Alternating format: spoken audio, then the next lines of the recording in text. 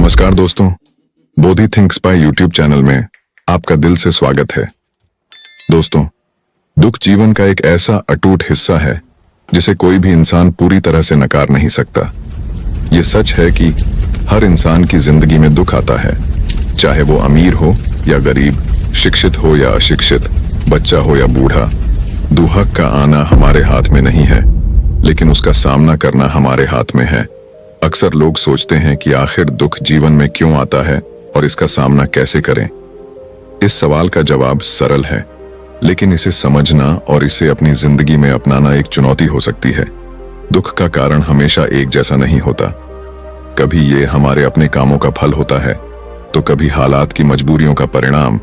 लेकिन हर दुख के पीछे एक सीख, एक अनुभव और एक नई दिशा छुपी होती है। इसे समझने के लिए आइए एक कहानी के माध्यम से जानते हैं, जिसमें एक आम इंसान के जीवन में दुख, उसके संघर्ष और फिर उससे उभरने की यात्रा को दर्शाया गया है। दोस्तों, बहुत पुरानी बात है। चांदपुर नाम के एक राज्य में पुरुषोत्तम नाम का नगर में एक सेठ रहता था। उस सेठ के पास बहुत संपत्ति थी। उस सेठ का नाम उस नगर में काफी मशहूर था। सेठ पुरुषोत्तम की केवल एक ही संतान थी और वह थी उसकी बेटी रूपाली। पुरुषोत्तम की बेटी अब जवान हो चुकी थी और वह चाहता था कि अपनी बेटी की शादी जल्द से जल्द करवा दें, क्योंकि पुरुषोत्तम दास को यह अंदेशा था कि वह अब बूढ़ा हो चला है। लेकिन जब भी वह अपनी बेटी से शादी की बात करता, तो उसकी बेटी यह कहकर टाल देती कि पिताजी, मैं आपकी सेवा करना चाहती हूँ। और फिर एक दिन सेठ पुरुषोत्तम दास ने अपनी बेटी को समझा बुझाकर उसकी शादी दूसरे नगर के एक बहुत ही बड़े व्यापारी के साथ कर दी, जिसका नाम कैलाश कुमार था। बेटी घर से विदा हो गई तो सेठ पुरुषोत्तम दास ने भी चैन की सांस ली। अपनी वृद्धावस्था के कारण सेठ पुरुषोत्तम दास की मृत्यु हो गई। रूपाली को इस बात का बहुत ही दुख था। एक दिन की बात है, रूपाली का पति, जो एक बहुत ही बड़ा व्यापारी था, उसने रूपाली से कहा, मेरी प्यारी पत्नी, मैं अपने व्यापार को दूर दूर के कई देशों तक फैलाना चाहता हूं और इसके लिए मुझे एक लंबे सफर पर निकलना होगा। लेकिन तुम बिल्कुल भी चिंता मत करना। मेरे पीछे से मेरा छोटा भाई सज्जन कुमार तुम्हारा पूरा ध्यान रखेगा। और फिर कैलाश कुमार रूपाली से विदा लेकर अपने व्यापार को बढ़ाने के लिए दूसरे देशों के सफर पर निकल पड़ा। उसका भाई सज्जन कुमार, जो केवल नाम का ही सज्जन था, क्योंकि उसकी नीयत अपनी भाभी रूपाली के लिए अच्छी नहीं थी। भाई के जाने के बाद कुछ दिनों तक तो उसने अपनी भाभी का पूरा ख्याल रखा, लेकिन धीरे धीरे उसके व्यवहार में बदलाव आने लगा। वह जब कभी भी अपनी भाभी को अकेला पाता तो उससे कहता कि तुम अब बड़े भाई को भूल जाओ और मेरी हो जाओ। लेकिन रूपाली ऐसी नहीं थी। उसने नौकरों से कहकर अपने देवर सज्जन कुमार का हवेली में आना बंद करवा दिया। तब सज्जन कुमार ने अपने इस अपमान का बदला लेने के लिए एक योजना बनाई। उसने रूपाली के ही घर में काम करने वाली एक नौकरानी की सहायता से रूपाली की अंगूठी, जो रूपाली को उसके पति कैलाश कुमार ने शादी के दिन पहनाई थी, वह अंगूठी उसने चोरी करवा ली। सज्जन कुमार ने वह अंगूठी एक नौकर को दी और उससे कहा कि तुम यह अंगूठी लेकर राज दरबार में जाओ और कहो कि तुम्हें यह अंगूठी रूपाली ने दी है और वह तुमसे प्यार करती है। असल बात यह थी कि उस जमाने में किसी भी औरत के द्वारा अपनी शादी पर दी गई अंगूठी को किसी गैर मर्द को देना एक बहुत ही बुरी बात मानी जाती थी। ऐसा माना जाता था कि जो औरत अपनी शादी की अंगूठी किसी दूसरे आदमी को दे देती है, उसका चरित्र ठीक नहीं है, वह अपने पति से धोखा कर रही है। सज्जन कुमार के सिखाए हुए उस नौकर ने राजा के दरबार में जाकर वह अंगूठी राजा को दिखाई, जिससे कि यह बात सिद्ध हो गई कि रूपाली ने अपने पति के साथ धोखा किया है। उस राज्य के नियम कानून बहुत ही सख्त थे। राजा ने तुरंत रूपाली को गिरफ्तार करने का आदेश दिया।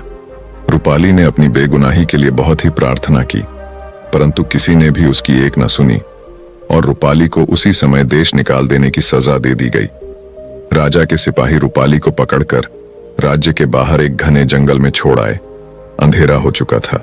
रूपाली पूरे दिन की भूखी प्यासी थी। वह जंगल में एक पेड़ के नीचे बैठ गई। भय, बेचैनी और भूख प्यास के कारण वह बेहोश हो गई। ठीक उसी समय एक डाकू घोड़े पर सवार वहां से गुजर रहा था। उसकी नजर जब बेहोश रूपाली पर पड़ी, उसने रूपाली को उठाकर अपने घोड़े पर बिठा लिया। घोड़े को दौड़ाते हुए वह अपने ठिकाने पर आ गया। रूपाली को जब होश आया तो उसने पूछा, मैं कहां पर हूं और आप कौन हैं? डाकू ने कहा, सुनो लड़की, तुम अब बिल्कुल घबराओ मत। तुम यहां पर बिल्कुल सुरक्षित हो। उस घर में डाकू के अलावा उसकी पत्नी और उसका एक 5 साल का बेटा भी था। इसके अलावा डाकू का एक गुलाम था जो उसके घर के सारे काम किया करता था। डाकू की पत्नी ने जब पूछा कि यह लड़की कौन है, तो डाकू कहने लगा, यह बेचारी किस्मत की मारी बेसहारा है, इसीलिए मैं इसे यहां पर ले आया। रूपाली डाकू के घर पर ही रहने लगी। वह डाकू के परिवार से काफी घुल मिल गई थी। इसी दौरान डाकू का गुलाम एक दिन रूपाली को अकेला पाकर उससे कहने लगा कि तुम डाकू के खजाने में से कुछ हीरे चुरा कर मुझे दे दो, इसमें तुम्हारा भी फायदा होगा और मेरा भी। लेकिन रूपाली ने इससे साफ इनकार कर दिया। तब गुलाम ने गुस्से से भरकर कहा, मेरी बात ना मानने की सजा तुम्हें जरूर मिलेगी। यह डाकू जो तुम्हें आज अपनी बहन मानता है, देखना एक ना एक दिन यह तुम्हारी जान का दुश्मन बन जाएगा। अब उस गुलाम ने रूपाली से बदला लेने की पूरी योजना बना ली। एक रात की बात है, जब वह डाकू घर पर नहीं था, तो उस गुलाम ने डाकू के सोए हुए बेटे की चाकू से हत्या कर दी और खून से सना हुआ वह चाकू चुपचाप जाकर सोई हुई रूपाली के तकिए के नीचे रख दिया। जब सुबह हुई, डाकू घर में वापस आया तो उसने अपने बेटे को मरा हुआ पाया। यह देखकर डाकू का मानो कलेजा ही फट गया। उसकी पत्नी जोर जोर से चिल्लाने लगी। तभी वह गुलाम भागता भागता आया और कहने लगा, मलिक, आपके बेटे को किसने मार दिया? अगर मुझे इस बात का मालूम पड़ जाए तो मैं अभी उससे बदला ले लूंगा। मैं उस हत्यारे को जिंदा नहीं छोड़ूंगा। और फिर जमीन पर पड़े हुए खून के छींटे को देखकर वह कहने लगा, देखिए मालिक, यह खून के छींटे किस तरफ जा रहे हैं। और फिर वह खून के छींट का पीछा करते हुए डाकू को रूपाली के कमरे में ले आया। गुलाम चिल्लाकर कहने लगा, मालिक, इस दुष्ट लड़की ने आपके बेटे की हत्या की है। रूपाली के बिस्तर की तलाशी ली गई तो खून से सना हुआ चाकू उसके तकिए के नीचे से बरामद हुआ। अब वह गुलाम चिल्ला चिल्ला कर कहने लगा, मैं अभी इस लड़की को मौत के घाट उतार दूंगा।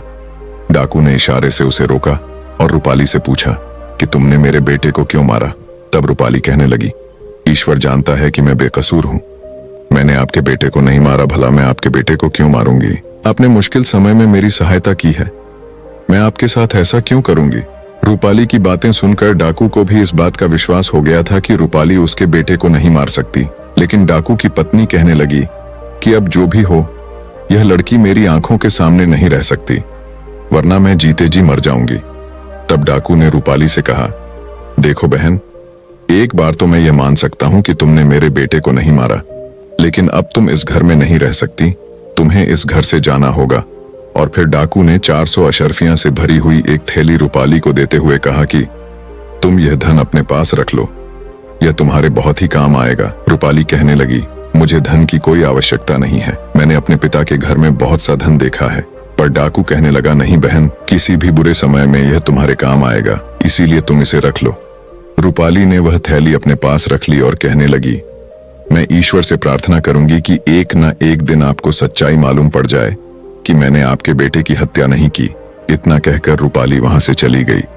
चलते चलते रूपाली जब एक दूसरे नगर में पहुंची तो उसने देखा कि बहुत से लोग एक आदमी को रस्सियों में जकड़े हुए लिए जा रहे थे। पूछने पर पता चला कि उस आदमी ने कई लोगों से कर्जा ले रखा था और अब कर्ज वापस नहीं चुका रहा था, इसीलिए लोग उसे सजा देने के लिए रस्सियों से जकड़ कर ले जा रहे थे।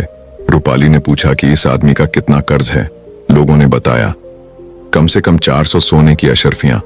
वह कहने लगी कि अगर मैं इसका कर्ज भर दूं तो क्या आप लोग इसे छोड़ देंगे?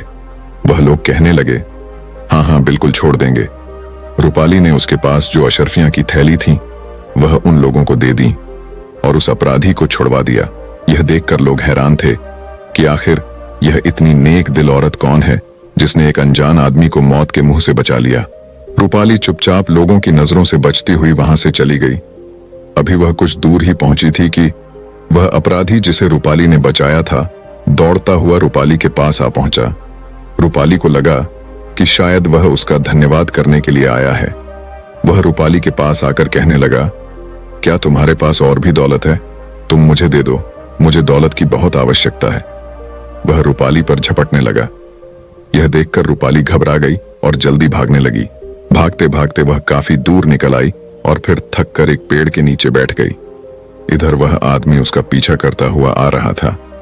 जब उसने देखा कि रूपाली थकी हुई एक पेड़ के नीचे बैठ गई है, तो वह भागता हुआ पास ही खड़े हुए एक समुद्री जहाज के मालिक के पास जा पहुंचा।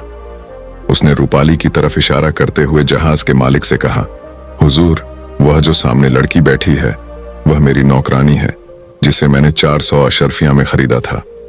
अगर आप मुझे 400 अशर्फियां दे देंगे तो मैं उसे आपके हवाले कर सकता हूं। उस व्यापारी ने जब रूपाली की सुंदरता देखी तो उस पर मोहित हो गया। उसने तुरंत 400 अशर्फियां निकालकर उस अपराधी को दे दी और कहने लगा, ठीक है, आज से ये मेरी हुई। इतना कहकर वह सौदागर रूपाली के पास गया और उसका हाथ पकड़कर अपने साथ ले जाने लगा। रूपाली ने कहा, तुम कौन हो और मुझसे क्या चाहते हो? सौदागर ने कहा, चुपचाप मेरे साथ चलो, क्योंकि मैंने तुम्हें 400 अशर्फियां देकर खरीद लिया है। और वह देखो, तुम्हें बेचने वाला अशर्फियां की थैली लेकर भागा जा रहा है। इसके बाद सौदागर ने रूपाली को जबरदस्ती अपने कंधों पर बिठाया और उसे उठाकर अपने समुद्री जहाज में ले गया। सौदागर ने रूपाली को जबरदस्ती समुद्री जहाज की एक कोठरी में बंद कर दिया। वह चाहता था कि रूपाली उससे शादी कर ले, परंतु रूपाली इसके लिए तैयार नहीं थी।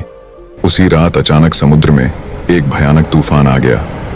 तूफान के कारण समुद्री जहाज पानी में डूब गया, लेकिन रूपाली एक लकड़ी के तख्ते पर तैरती हुई एक किनारे पर जाने लगी।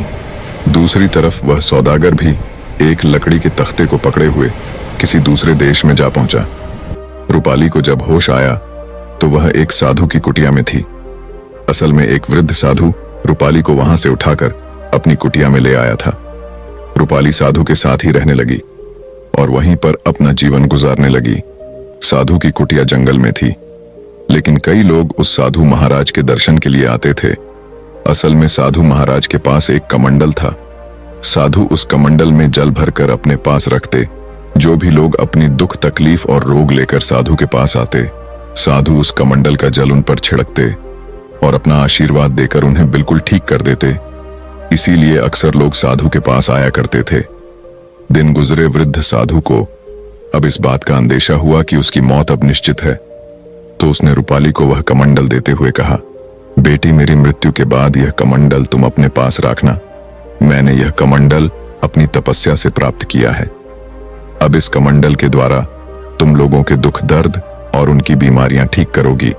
इस कमंडल में जल भरकर तुम जब लोगों पर छिड़कोगी तो उनकी बीमारियां दूर हो जाएंगी, लेकिन तुम्हें इसका उपयोग सिर्फ परोपकार की भावना से ही करना है, अपने स्वार्थ के लिए नहीं। रूपाली ने कहा, ठीक है बाबा, मैं आपको वचन देती हूं, मैं ऐसा ही करूंगी। कुछ दिन बाद साधु महाराज की मृत्यु हो गई तो रूपाली ने वह कमंडल अपने पास रख लिया और रूपाली उस जंगल को छोड़कर आगे चल दी। सफर तय करते हुए रूपाली अब एक ऐसे देश में जा पहुंची जहां पर सिर्फ औरतों का ही साम्राज्य था। उस देश की बागडोर एक रानी के हाथ में थी और वहां पर सिर्फ औरतें ही रहती थीं। किसी भी पुरुष के वहां पर आने पर पाबंदी थी। जब रूपाली वहां पर पहुंची तो उसके दुख और तकलीफों के बारे में सुनकर वहां की औरतों ने उसे अपने यहाँ रहने की अनुमति दे दी। रूपाली वहीं पर रहने लगी और साधु बाबा के द्वारा दिए गए कमंडल से लोगों की सहायता करने लगी।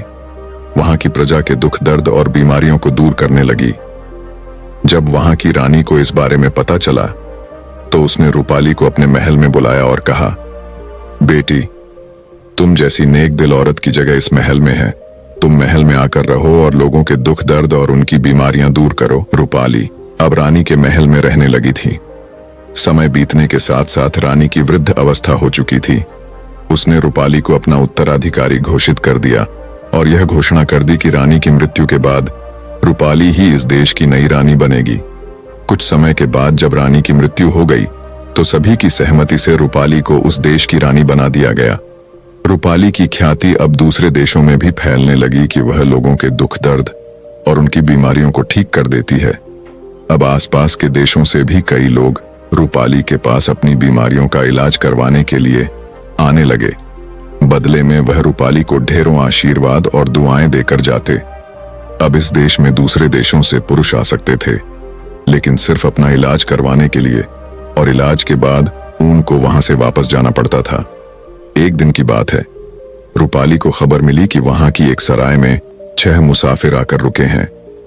अगले दिन वह 6 मुसाफिर जब राजमहल में पहुंचे तब रूपाली ने अपने कमरे की खिड़की से उन 6 मुसाफिरों को देखा। रूपाली उन 6 आदमियों को पहचान गई थी, इसीलिए रूपाली ने यह फैसला किया कि जब वह उन 6 आदमियों को अपने पास इलाज के लिए बुलाएगी तो वह अपना चेहरा नकाब से ढक कर रखेगी। उन 6 मुसाफिरों को रूपाली के दरबार में पेश किया गया। रूपाली ने अपना चेहरा एक नकाब से ढक लिया और उन आदमियों से उनकी तकलीफ के बारे में पूछा। सबसे पहले 2 आदमी आगे बढ़कर आए, जिनमें से एक कहने लगा, रानी साहिबा, मैं अपने छोटे भाई का इलाज करवाने के लिए आया हूं। मेरा छोटा भाई अंधा हो चुका है। असल बात यह है कि मैं एक व्यापारी हूं और जब मैं व्यापार के सिलसिले में दूसरे देश की यात्रा पर गया था तो पीछे से मेरी पत्नी की देखभाल का जिम्मा मैंने अपने छोटे भाई को दे दिया था, लेकिन मेरी पत्नी बेवफा निकली और मुझे छोड़कर चली गई। इसी दुख में मेरा भाई रो रो कर अंधा हो गया। रूपाली समझ गई कि यह व्यापारी उसका पति है और यह अंधा आदमी वही सज्जन कुमार है। रूपाली ने कहा, व्यापारी, क्या तुम्हें इस बात का पक्का विश्वास है कि तुम्हारी पत्नी ने तुम्हारे साथ धोखा किया था? व्यापारी कहने लगा, महारानी जी, मेरा मन तो नहीं मानता कि मेरी पत्नी धोखेबाज हो सकती है, लेकिन मैं अपने भाई की बात को कैसे झुठला सकता हूं? रूपाली ने कहा, ठीक है, मैं कल तुम्हारे भाई का इलाज करूंगी। इसके बाद 2 और लोग रानी के सामने हाजिर हुए। उनमें से एक कहने लगा, रानी साहिबा, मैं आपके पास अपने इस गुलाम का इलाज करवाने के लिए आया हूं। मैंने बचपन से ही इसे अपने बच्चों की तरह से पाल पोस कर बड़ा किया है। रूपाली ने पहचान लिया कि यह आदमी वही डाकू है और उसके साथ जो रोगी है वह वही गुलाम है जिसने रूपाली पर हत्या का झूठा इल्जाम लगवाया था। रूपाली ने कहा, अच्छा ठीक है, तुम्हारा इलाज भी कल किया जाएगा। अब अगले मुसाफिर ने उठकर कहा, महारानी जी, मुझे कोड़ी का रोग हो गया है। कृपया ईश्वर से प्रार्थना कीजिए कि मैं ठीक हो जाऊं। मैंने बहुत सोचा और फिर मुझे याद आया कि मैंने एक ऐसा पाप किया था कि एक खूबसूरत लड़की जिसे मैंने खरीदा था उसके साथ मैंने बहुत ही बुरा बर्ताव किया था। लगता है उसी पाप की सजा मुझे मिली है। तब वहां पर पहुंचे हुए आखिरी मुसाफिर ने कहा, भाई, एक नेक दिल और शरीफ औरत को नौकरानी बताकर मैंने ही तुम्हें बेचा था। मेरा अपराध तो तुमसे भी ज्यादा खतरनाक है, क्योंकि उस नेक दिल औरत ने मेरी जान बचाई थी और शायद इसी की सजा मुझे मिल रही है कि मेरे दोनों हाथ अपाहिज हो चुके हैं। रानी पहचान गई कि यह वही बदमाश है जिसकी जान उसने बचाई थी और उसके साथ खड़ा वह आदमी वही व्यापारी है जिसके समुद्री जहाज पर वह बंदी बनकर रही थी। सारी बातें सुनने के बाद रूपाली ने कहा, आज तुम सभी लोग जा सकते हो और आराम करो। कल इसी वक्त राजमहल में आना। अगर यह अंधा और कोढ़ी अपनी अपनी सच्चाई बता दें तो मैं इन्हें भी रोग मुक्त कर दूंगी, लेकिन अगर दोनों झूठ बोलेंगे तो उन्हें सजा दी जाएगी। असल बात यह है कि मैं तुम सभी लोगों को पहचानती हूं। जिन लोगों ने सब कुछ सच सच बता दिया है उनके लिए मैं आज ही ईश्वर से प्रार्थना करूंगी। इसके बाद सभी मुसाफिर सराय में वापस आ गए। जिन्होंने सच सच बोल दिया था वे तो खुश थे और अपने रोग से मुक्त हो जाने का उन्हें पक्का विश्वास था, मगर अंधा और कोढ़ी दोनों को ऐसा मालूम होता था कि वह अंगारों पर लौट रहे हैं। वे दोनों दुविधा में फंस चुके थे। अगर सच कह देंगे तो उनकी पोल खुल जाएगी और झूठ कहेंगे तो रानी उन्हें सजा देगी।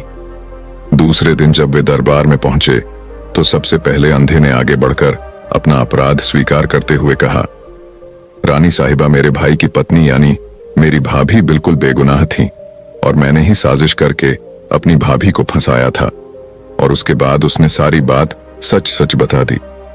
अभी उसकी बात खत्म नहीं हुई थी कि उसका भाई उस पर हमला करने के लिए दौड़ा और कहने लगा, रानी साहिबा, मैं तो कहता हूं कि इस अंधे को ठीक करने की बजाय इसके हाथ पैर भी कटवा दिए जाएं मुझ पर और मेरी बेगुनाह पत्नी पर। इसने जो अत्याचार किए हैं उसकी सजा इसे मिलनी ही चाहिए। इसी तरह जब डाकू के गुलाम ने रूपाली की बेगुनाही की बात कही और अपनी बेईमानी की बात स्वीकार की तो डाकू की आंखों में खून उतर आया। वह अपने गुलाम की तरफ दौड़ा और कहने लगा, ऐसे गद्दार का तो गला घोंट देना चाहिए, लेकिन रानी के आदेश पर सबको रोक दिया गया। रानी ने कहा, क्योंकि अब सब लोग अपना अपना अपराध स्वीकार कर चुके हैं, इसीलिए मैं सभी लोगों की बीमारी का इलाज करूंगी। इसके बाद रूपाली ने व्यापारी और डाकू से कहा, आप दोनों कल रात राजमहल में आए, मैं आप दोनों को दावत देना चाहती हूं। दोनों ने रानी का धन्यवाद किया और अगले दिन रात को राजमहल में दावत के लिए आ पहुंचे। रूपाली ने व्यापारी से पूछा, क्या आप चाहते हैं कि आपकी शादी हो जाए? व्यापारी ने कहा, रानी साहिबा, मैं अपनी पहली पत्नी के अलावा किसी और के बारे में सोच भी नहीं सकता। रानी ने कहा, मैं ईश्वर से प्रार्थना करूंगी कि आपको अपनी पहले वाली पत्नी मिल जाए।